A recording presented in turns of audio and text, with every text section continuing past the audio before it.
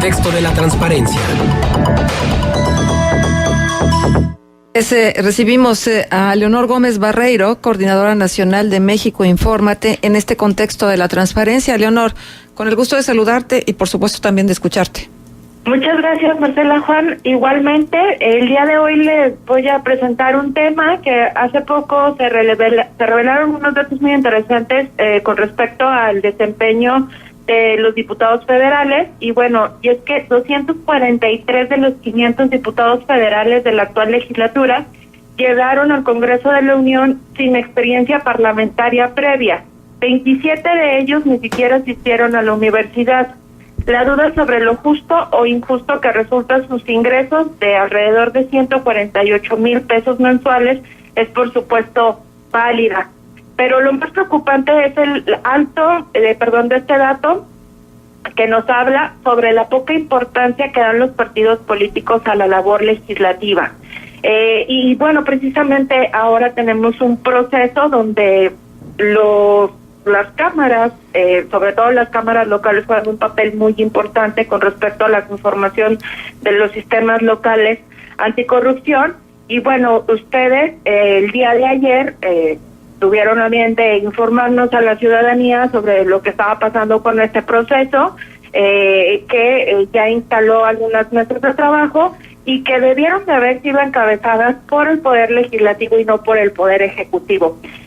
Finalmente, lo que se busca es que esta representación sea para la ciudadanía en igualdad de condiciones para todos, y sobre todo que se garantice la publicidad abierta de todo el proceso que se lleve a cabo en la instalación del sistema local anticorrupción.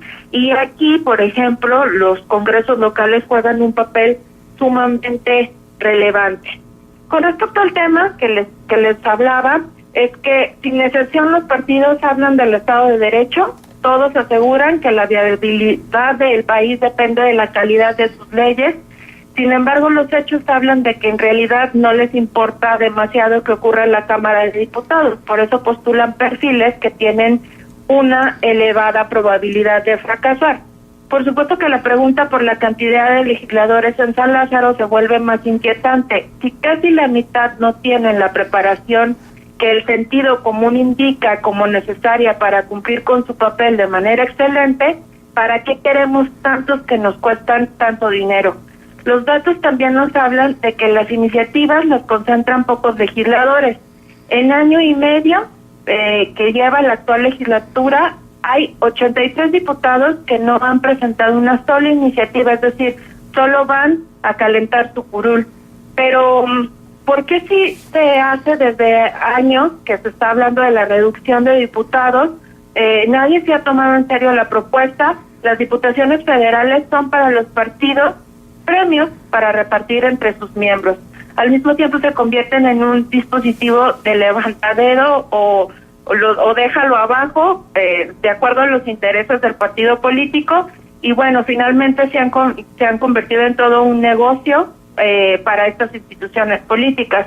Algo similar pasa con los congresos locales. Los partidos no se toman seriamente la función legislativa y son muy pocos los diputados independientes, y el ejemplo de Kumamoto, ¿no?, que están operando bajo una lógica distinta. Uh-huh. Cada vez que recibimos noticias de que surgen de San Lázaro, la pregunta vuelve a surgir en manos de quién estamos, sobre todo porque en las cámaras es donde se toman un montón de decisiones que son bien importantes y que impactan mucho en el quehacer público. Ajá. Pues es súper importante el tema que estás abordando, Leonor, porque aunque hemos puesto muchos ejemplos de la ineficiencia de nuestros flamantes legisladores, y aunque una y otra vez se ponga sobre la mesa que 500 diputados son demasiados, y aunque los partidos políticos quieran conservar esas cuotas de poder, porque finalmente esos son, cada una de las curules representa una cuota de poder, y representa también el pago para los militantes disciplinados que trabajan más y que tienen más capacidad como de estar cerca de quienes ostentan el poder de cada uno de los partidos, ya sea a nivel estatal o a nivel federal. porque tienes razón, tal vez si en este momento un despacho de estos que son cazadores de talentos y de los headhunters famosísimos se pusiera y revisara cada una de las historias de vida, cada uno de los currículums de cada diputado o diputada que están en el Congreso Federal, pero también en los congresos estatales, nos daríamos cuenta que muchos de ellos no reúnen para nada el perfil de lo que se supone es necesario cuando se ostenta una responsabilidad de esta magnitud. Porque lo dices bien, creo que todavía los ciudadanos en general no terminamos de entender la relevancia de la conformación de los congresos y depositamos absolutamente toda la capacidad de decisión en los gobernadores, en el presidente, etcétera.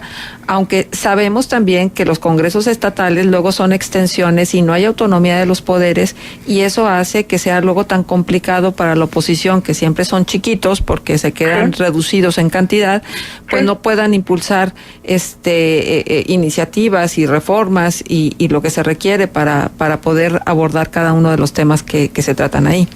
Sí, por eso cuando se hablan de procesos electorales, la ciudadanía debe de parar bien las antenas y tomar en cuenta qué está eligiendo cuando elige también diputaciones, ¿no? Porque luego se suele tachar de un color todas las opciones que hay en la boleta electoral, y la verdad es que la invitación sería para que el ciudadano aprenda a votar de forma más estratégica, ya que este es el sistema que en este momento nos rige, y sobre todo tomar esta conciencia que en las cámaras se toman una serie de decisiones que son sumamente importantes para la ciudadanía, y que por más esfuerzos que haga sociedad civil de jalar iniciativas o de querer participar en procesos, si está nulo el poder legislativo, o si la mayoría en los congresos locales, por ejemplo en el caso de los sistemas locales anticorrupción, están a favor a lo que plantea el Ejecutivo sin ejercer un verdadero contrapeso y ni siquiera hablar sobre lo que está pasando, porque finalmente la figura del Ejecutivo puede ser convocante, pero no puede dirigir o coordinar trabajos de esta magnitud, porque estamos buscando una figura que realmente represente un contrapeso, y es la primera vez que la ciudadanía puede tener lugares en esos espacios de participación, y son precisamente en la Cámara de Diputados quienes deberían de respaldar los intereses de la ciudadanía. Pareciera ser que es un ejercicio totalmente contrario. Ajá.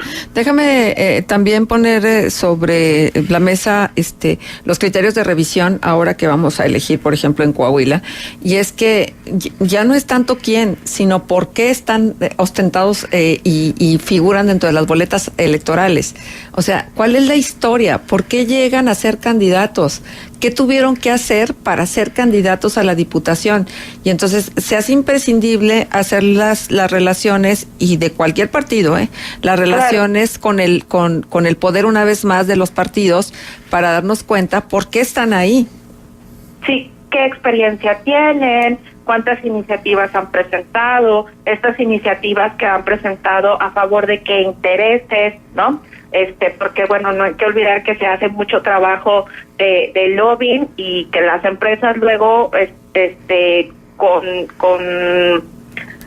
tintes más de ambición y de ganancia están cabildeando. Bueno, tenemos por ejemplo ahorita en el tema a nivel nacional sobre la industria refresquera, ¿no? Y cómo ha sido tan agresivo el lobbying de las empresas para influir la decisión de las cámaras, ¿no? Pero ahí juegan un papel muy relevante. Te voy a interrumpir porque lo que pasa es que muchos de ellos todavía no han sido diputados, y entonces no podemos evaluar a partir de las iniciativas que hayan podido presentar. Yo creo que lo que tenemos que evaluar es por qué llegan ahí, o sea, ¿qué experiencia tienen? ¿Qué tuvieron? Deja tú la experiencia.